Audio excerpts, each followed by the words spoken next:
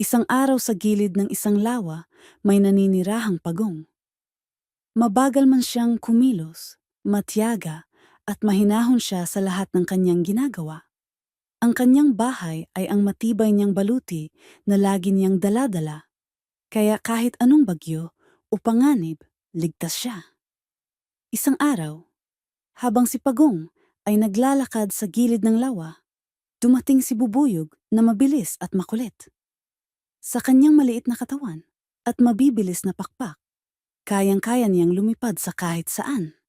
Matabel ang dila ni Bubuyog at mahilig siyang magbigay ng puna sa lahat ng kanyang makita. Hoy Pagong! Tawag ni Bubuyog. Bakit ang bagal-bagal mong maglakad? Kung ako sa'yo, mas pipiliin kong lumipad tulad ko.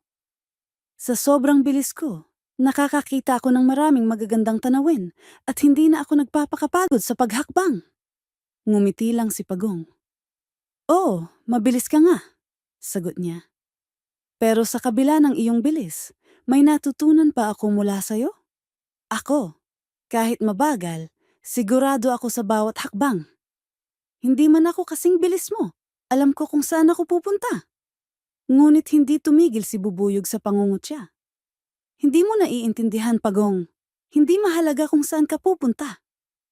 Ang mahalaga, mabilis kang makarating. Sa kakakulit ni Bubuyog, tinamaan na rin si Pagong ng inis. Kung ganun, sabi ni Pagong, subukan nating magtagisan. Puntahan natin ang dulo ng lawa. Tingnan natin kung sino ang makararating ng una. Agad na sumang-ayon si Bubuyog at agad itong lumipad patungo sa dulo ng lawa. Naiwan si Pagong na naglalakad ng mabagal. Si Bubuyog ay tuwang-tuwa at napaisip na wala ng pag-asa si Pagong. Ngunit habang si Bubuyog ay lumilipad, hindi niya napansin ang isang malakas na hangin na biglang dumaan. Hinampas siya nito at napadpad sa isang madawag na bahagi ng gubat, kung saan siya nahirapang makawala. Samantalang si Pagong, patuloy lang sa kanyang mabagal, ngunit tuloy-tuloy na paglalakad.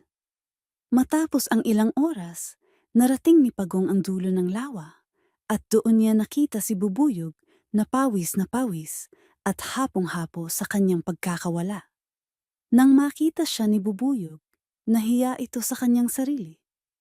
Tila, hindi nga lahat ng mabilis ay palaging nangunguna, sabi ni Bubuyog. Napansin ang pagkapanalo ni Pagong. Ngumiti si Pagong at nagsabing, ang mahalaga ay hindi ang bilis, kundi ang tiyaga at pagiging matiyaga sa pag-abot ng ating layunin. Simula noon, natutunan ni Bubuyog na hindi sa lahat ng oras, ang bilis ay kalamangan.